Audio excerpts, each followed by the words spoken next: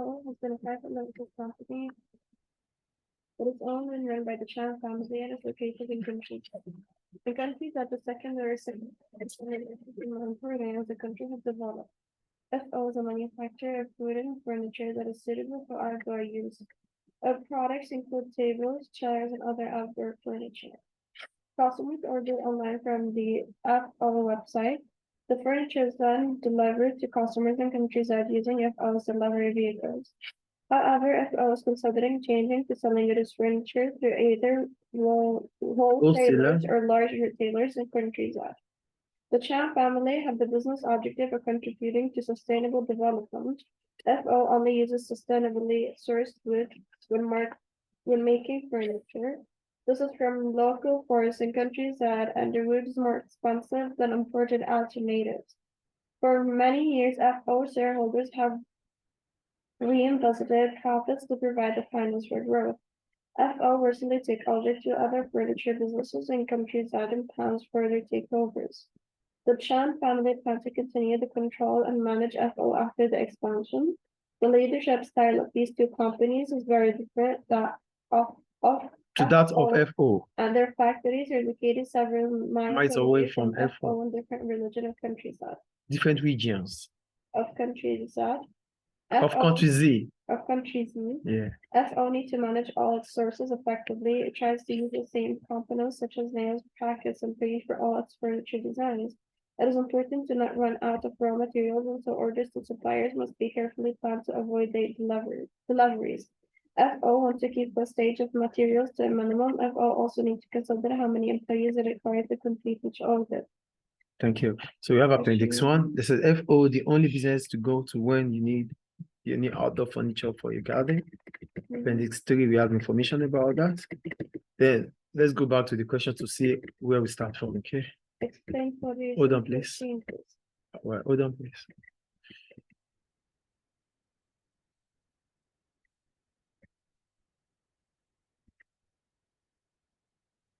Okay, question 1. Explain for reasons for changes in the relative importance of the primary, secondary, and tertiary sector.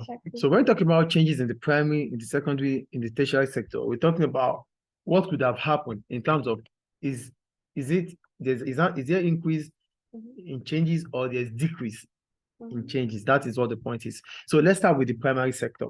So an increase in the primary sector would have been as an increase in output in the primary sector would have been as a discovery of new resources. If in this country, in country Z, they discover new resources, that means the primary sector would continue working more on that sector. Do you get the point? Discovery of new natural resources would have meant that the primary sector will have additional output. That is for the primary sector. A reduction in the primary sector, because they say changes, it could be an increase, it could be a decrease. So reduction or decrease in the primary sector might be as a result of resource depletion. That means they've used up resources. So the primary sector becomes non-functioning anymore. Increase in resources or discovery of new resources increases primary sector. Used up of resources reduces the output of the primary sector. Clear? For the secondary sector, changing the secondary sector could be through industrialization. What is industrialization? Industrialization is the process through which a non-industrialized country becomes industrialized. That means a country that does not have enough factories, enough offices, enough manufacturing industries, start having factories, start having manufacturing industries. Such as which countries? Any country, like Libya. Libya doesn't have businesses that produces, but now it starts having businesses that produces. That is what we call industrialization. So that's why I say industrialization is the process through which a non-industrialized country becomes industrialized.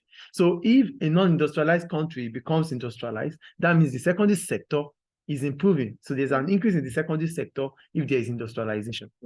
Is it clear? And there's a decrease in the secondary sector if there is de-industrialization. The industrialization means that an industrialized country becomes non-industrialized. Start reducing. So firms start leaving Libya. companies start leaving, factories start leaving Libya. That is deindustrialization. Is it clear? Then to the tertiary sector. About the tertiary sector, it's service sector. People would demand for services if they have enough income. Yes or no? Yeah. So if income increases in an economy, the tertiary sector would work well. It will increase the output of the tertiary sector. Is it clear? Right. Now, the fourth one, it could be a change from the secondary sector to the primary sector, a change from the primary sector to the secondary sector, a change from the secondary sector to the tertiary sector, a change from the primary sector to the tertiary sector.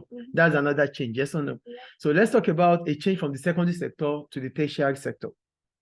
So if based on economic growth, if the economy is growing, it means the country starts understanding how to use technology instead of using more of people, instead of using people to make things happen, using people for resources. Like instead of being labor intensive, the industry or the country becomes capital intensive. So that means secondary sector will reduce to what? Tertiary sector. So things are done with resources, with equipment, with machines, with robots.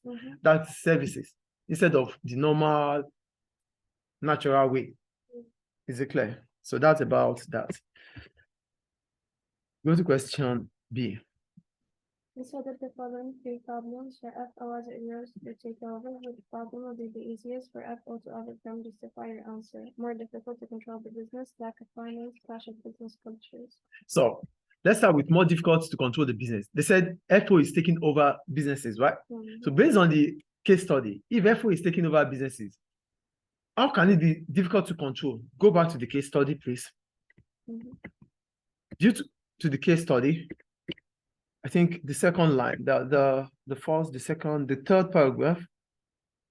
No, let me see. No, the fourth paragraph. They said for many years, FO shareholders have invested profits. Now, the Chan family plan to continue to control and manage FO after this expansion. The leadership style of these two companies is very difficult. Leadership style is very difficult. So if leadership style is very difficult, it means that those companies that FO is taking over have different leadership style. Okay. Are you there? That's the fourth paragraph. Yeah, the two companies is very different to that of FO. Yeah. So here we're talking about more difficulty to control businesses as a result of growth by takeover. FO is taking over those companies, right? But they have different leadership style to FO. So that means, remember when we talked in accounting, when we talked about takeovers, purchases of assets and liabilities. So during takeover, as soon as takeover is done, there must be what? Physical integration of employees. So this is where control comes up. So if there's physical integration of employees, but employees, they are known to different leadership style from their own offices or from their own company. But now they have to come get used to the kind of leadership style FO has. So this will become a problem. Why is it a problem? They might find it difficult to adapt to the new leadership style of FO. So that is a clash. Two, another problem about control is that they said the factories are located several miles away from. So it means it's difficult for FO to check on the activities of those companies it's taking over. So that means control will be difficult. Do you get it? So here I wrote, increased number of workers at 3 factories means managers may not have direct contact with them. Difficulty of communication with employees, needs to employ more supervisors to control workers because it's far away. So the problems about control is the manager might not be, because as soon as the business becomes expanded, a lot of employees will be under the manager. So the manager would not be having the same direct contact he has or she has with them before now. So it means they might need to employ more supervisors to have direct contact with the manager to dispatch information from the manager to the subordinate. So that's the problem about control. The distance is there. The number of workers has increased. Managers will not be able to have direct contact as he used to have. Is control clear? Is it clear, please? Now we go to lack of finance as a result of takeover. We're talking about finance. Finance is the disbursement of funds from the surplus unit to the deficit unit. When takeover occurs, the business that FO would have spent a lot of money to be able to get those companies. Yes or no? In the course of doing that, FO might even have overstated or overstated what do I call it? Overestimated the benefits that it will get from the takeover and underestimate the problems of the takeover. So that means FO might have spent a lot of money for this takeover to occur. And if that has happened, FO might not be able to purchase other companies in the future. Yeah. Do you understand the problem of finance here now? FO might have spent a lot of money because you wouldn't even get it for cheap. If the selling company would sell to you, it would have sold itself to you because it's making more money from it. Do you understand? So you paying so much money money now might mean that you won't be able to have enough money to purchase other assets in the future. That's the problem of finance. The third one, clash of business culture as a result of growth. For business culture, remember they said we have different leadership style. And culture is the way of operations within the organization. So each company has their own ways. So because they have their own ways of operations, it might be difficult for them. They might feel reluctant to work with you. You are coming from company A, I'm coming from company B. Company A has its own culture, business culture. You have your own business culture, your work culture. So it might be difficult for us to adapt your own system. It might be difficult for you to adapt to our own system. So this will bring up conflicts. And because we don't want to work together, our output will fall. Is it clear? So that's about clash of culture. Now, what is the conclusion? So we start with the control of the business after takeover. It can be solved. It's not a problem. It's not a big problem. FO can solve that problem by employing more supervisors. So these supervisors will be able to work with the manager to dispatch information to the employees. Clear? Well, that's for control. The second one is for finance. Finance is also a problem that can be solved. FO has been successful for 20 years, right? Over 20 years, it's been successful. So because FO has been successful for over 20 years, the business success would mean that banks would have trust, would have confidence in FO. So FO might be able to take money from the banks. And they can spread it across in terms of repayment for over years. Clear? The third one about leadership style. In principles of management, when leadership styles are differ in the terms of during the course of integration, the company that is taking over would need to adopt a new leadership style that will suit all the employees. So you have to forget about leadership style A, leadership style B, then you start thinking about how to integrate them with a new leadership style that's going to suit them all. That solves the problem. Yes or no? Yeah. So that's about that. We'll go to question 2. What? I did the conclusion, right? Now question 2. Thanks to reasons where it is important for FO to manage all of its resources effectively when manufacturing products. Thank you. When you're manufacturing, when they talk about your resources are the employees one. Resources are the raw materials you use too. So let's talk about managing the employees. If you are able to manage your employees, if you are able to give them what they want at the right time, it will increase their productivity. And as a result, your output will increase, which means you will be able to deliver to your customers as at when due. Managing resources of employees, as managing the employees well. 2, managing the resources, the raw materials you use. So if FO can manage its raw materials well, it will mean that FO will be able to control resources that it needs, the raw materials it needs every now and then. So FO would never run out of resources because it's managing it well. So it will know when it needs resources, raw materials. It will know when it doesn't need them. So it won't be having resource or raw materials that when they are not needed, which means waste will reduce. take care there, which means waste will be reduced. And as a result, expenses will be less. Is it clear? Yeah. Okay. Then the next one, please. This other good benefits and limitation of the following three methods of communication. FO could use which method of communication is the most suitable and contract tone. Suppliers evaluate delivery, supplier answer, email, mobile, cell phone, or letter. Okay, let's talk about email. For email, advantage about email is that it can be sent to large numbers of people. Number one. Two, it is quicker. It's quicker, it's faster. Yeah. And another thing, another advantage is that you can print it out as hard copy, which can be a reference purpose. But what is the problem about email? It requires internet connection. So without internet, you can't send email. Another problem is that it might not be secure because people can hack. Yeah. So that's about that. And another problem I think is there's no guarantee that the receiver will read the email. Yeah. There's no guarantee. It might be like the user has a full inbox. Yeah. And might not check his or spam or other items. So that's about email. Then we go to mobile cell phone. For mobile cell phone, the advantage about mobile cell phone is that the receiver can receive it quickly. Like immediately, you can get a feedback immediately from the suppliers. Number one. Another advantage is that what's another advantage about using mobile cell phone?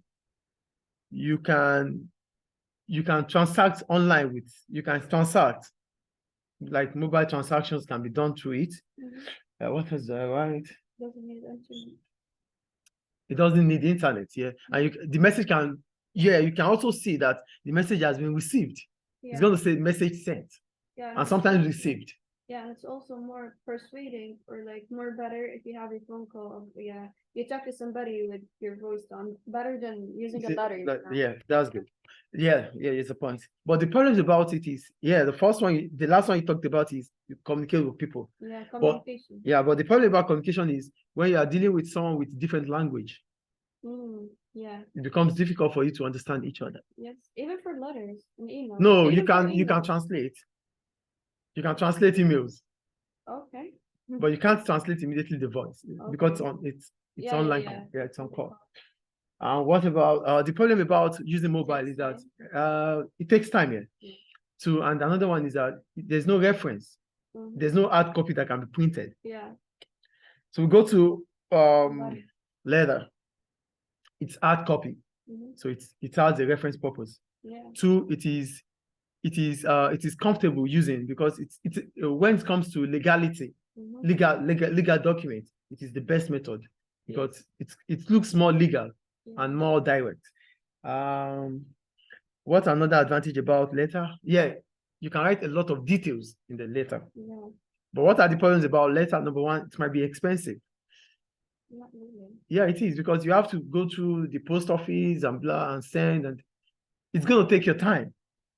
Another problem is the receiver might not get it on time. You wouldn't even know when he or she gets it or not. Yeah. Is it clear? So recommendation. I go for email. Email, thank you. So for email, it's the best choice because if the order is urgent and if FO needs to get a feedback immediately with reference, it needs to use email. Okay, like FO is waiting for its order, but they are not coming. Then FO needs to send an email to let them to ask when are these orders going to be delivered. So if you are going to give me a response about this, when these orders are going to be delivered, and I want it to be documented, it has to be through the email. So I would refer back to you when you tell me it's going to be delivered on Monday, and I can't find it on Monday. I will tell you, look, based on your email, you said it's going to be delivered on Monday. Look at it; it's not delivered. Yeah. So is it clear? That's question 3. Really? No, that's question 2. 2, done. So we'll go to question 3 now, please. So for question 3, they said, explain how internal source and one external source of finance could be used by FO as it expands. So what is internal source? Internal source of finance is the source of finance within the business. Example of such are the retained profit, the sales of unused assets, the sales of inventories. These are how you can source for finance internally. And for external source of finance, we're talking about sourcing for finance outside the business. Example of external source of finance are the bank loan, the sales of shares, debentures, crowdfunding. These are external source of finance. You know crowdfunding, right? Yeah. Okay. So let's talk about, they said 1-1, right? So let's talk about retained profits. The advantage about retained profit is that when you use retained profit, you don't have to pay back. It's the money of the business. It's your money. You are not paying back. And it does not involve any interest that has to be paid. So it means the expenses of the business will be less. Then let's go to external source of finance. For external source of finance, let's talk about the bank loan. The bank loan might be easy to take for FO. Why? Because FO is been a successful business for 20 years. So because FO has been successful for 20 years, banks will consider FO as a low risk. They will have confidence in FO, that FO will pay back. Is it clear? Then, what else do we have there? And that's all, right? Yeah. Okay, that's for bank loan. Okay. The question B. Consider the advantages and disadvantages to FO of using wholesaler, retailer, or selling direct to the customer when distributing its products. Which channel of distribution should FO use? Okay, we're talking about wholesalers. Wholesalers are people that buy in bulk, businesses that buy in bulk from the producers. So if FO is selling to wholesalers, what are the advantages? One, the first advantage is that it reduces the amount, the cost of delivery. Why? Because wholesalers, they buy in bulk. So that means FO does not need to sell to large numbers of customers because it's only going to sell large quantities to different wholesalers. That means the distribution will be less, unlike when you are selling individual customers. Do you get the point or not? When you sell to wholesalers are not so much. They are little, but they buy in bulk. As a result, you won't be spending so much on delivery cost. That's number one. Number two, another advantage about selling to wholesaler is it reduces your storage space because they're just going to buy it once and they buy in bulk. So you don't need more space. You don't need to pay for more space to keep those inventory or those furnitures. Is it clear? The problem about using wholesaler is that wholesalers, they would put their own price on it. They will increase the price. They had their own markup because they would have spent a certain amount of money.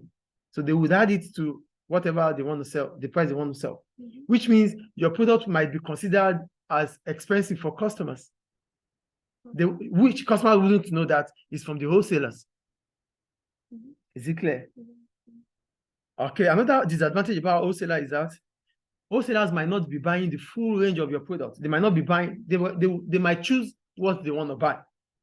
So you can't force them to buy everything. They might just choose certain range that they want to buy. Another disadvantage about wholesaler is that when you sell to wholesaler, you don't have direct link with your customers. FO would not know the customers, might not be able to get feedback from customers. Is it clear? The retailers, the advantage of retailer and wholesaler is almost the same. For retailers, the difference here is that retailers will be buying large quantities. Not in bulk, they will be buying large quantities, which means FO's products might reach a lot of customers. FO might not need to do advertising anymore because retailers, they have big stores like Aruban, like Mamash, they have big stores. So customers will troop in and out, seeing the product, so you might not even need to spend on advertisement. But the problem is about retailer, just basically the same as the wholesaler. One, FO won't be having direct contact with the customers. So which means feedback might not be getting. Retailers might also sell other brands of products, which might be those of competitors. Retailers will also have their markup. They want to make profits too. Is it clear? Now, selling direct to customers. Advantage about selling direct to customers is that, one, it is relatively cheap. So which means customers might be buying more of FO furniture. Two, it's going to bring a good relationship between FO and the customers, which means feedback can be gotten. The problem about selling direct to customer, what do I write? Selling direct to customer, one of the problems about selling direct to customer is you might need enough space to be able to sell to them. Because the customer will not buy like wholesaler or retailer. They only buy the quantities they need to consume their customers. So that means you might need a big storing space, which is more expensive. Yeah. Right. So that's about that. So recommendation, yeah, I would recommend we use direct to sellers, because when you sell directly to sellers, you get feedback, which is more important. And other customers will be able to tell more customers, which might lead to customer loyalty. Is it clear? We go to question 4. Using the information. So we need to go to appendix 2. Calculate the break-even level of profit per month. So are you there, appendix 2? Yeah. So appendix 2, we have the fixed cost to be $10,000. We have the variable cost per table. We have the selling price per table, and we have the forecast sales for tables per month. Now, they said we should calculate the break-even. So to calculate the break-even, the first question is about the break-even. Hold on, please. Yeah, for the break-even, the formula for break-even is fixed cost divided by the contribution. Contribution. Now, how do we get contribution? Contribution is selling price minus cost, selling price minus variable cost. Okay. So for the selling price, we have our fixed cost to be $10,000. Then our variable cost. $325. The variable cost is $125. Then our selling price is $250. So first fixed cost is known as 10,000 divided by what we are looking for is the break-even level of sales. It will be 10,000 divided by contribution, which is 250 minus 125, which gives us 125. So 10,000 divided by 125 gives us 80. So this is the break-even. That is the break-even. So the second question is margin of safety. The formula for margin of safety is the actual sales minus the break-even sales. Margin of safety is what? Actual sales minus break-even sales. So how do we get our actual sales? The forecasted actual sale. The forecasted sales, which is $100, minus the break-even, which is 80. So our margin of safety is 20. Is it clear? Great. The next question, please. Identify 4 limitations of using break-even analysis. When you use break-even analysis, one, the fixed cost will not be constant, because every now and then it changes based on different margins that you get. Another problem about using break-even is that you concentrate most on break-even. You don't think about profit. Managers would not think about profit, rather they think about break-even. Another problem about break-even is that you assume that all the products are sold. Do you understand? And the last problem about break-even is that you cannot use it for other products, you use it for a single product. So the break-even for product A will be different from the break-even for product B. These are the problems about break-even. Is it clear? B. Refer to appendix 2 and appendix 3 of the recommendations of the following 3 ways of producing to contribute to sustainable development. Only use raw materials from sources that replace what they have used. Only use packaging that can be recycled. Only use electric vehicles to deliver products. Yeah, let's start with when you use raw materials from sources that replace what they have used. That means sustainable development, something like sustainable. That means you are environmental friendly. You don't want to finish resources. That is being socially responsible. So the advantages are, one, it gives FO a good reputation. That, oh, FO is a product that it's a business that uses wooden furniture. So that means resources that can be replaced, because wood, they can replace them with trees, right? Another advantage about using resources that can be replaced, that it can increase the customer base of FO, especially those customers that are ethically inclined. You know, there are some customers that they only want to buy from businesses that are ethical, that are they have ethics in their course of dealings. So that means it might increase the revenue for FO. The problem about this is, one, the variable cost will increase. Let's go back to, I see something here. Yeah. When you go back to sustainable production, the case study. Are you there? So if it uses only resources that can be replaced, it will increase the variable cost by 20%. That is an increase. So another problem about it is that based on this, the price at which it wants to sell is 25, right? If it's selling at, the selling price per table is 250, right? Okay, if it's selling at this point, it's not going to make profit if the variable cost increases. So it means because there's an increase in variable cost, FO might need to increase the price of its products. And when you increase the price of the product, it's not always good for customers. Yeah. So that was the problem about using resources. Using resources from sources that are replaceable. So we got to only use packaging that can be recycled. Costs are estimated to increase about what? But the selling price may not rise more than 10%. So if cost is going to increase when you use recycled packaging, but you cannot increase price more than 10%, then let's say the first advantage about using packaging is that it makes the product packaging sustainable. That means it will stay for a longer period of time. And it is one of the objectives of FO, sustainable development, right? Yeah. Another advantage is that when you use packaging that are recycled, it also gives good reputation about your business. Yeah. Customers that are ethically inclined would always want to talk about you better. So it might improve your brand image. The problem is that you won't be able to increase your price more than 10%, and you're going to have an increase in cost. Okay. That's the problem about that. So that means to make profit there, you might want to sell at a higher price, which is not possible.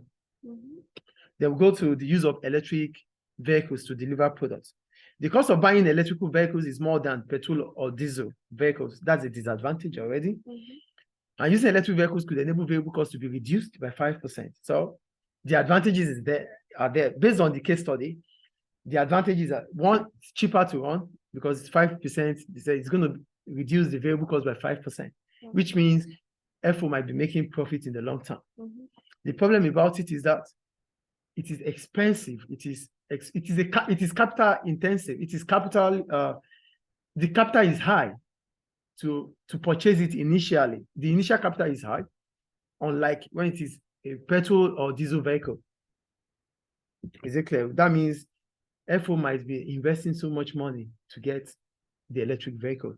But another advantage is that it will create a unique selling point for FO. Is it clear? So that's all about that. Do you have any question? Let's see. Okay, yeah, that's all about it. Any question? No. Great.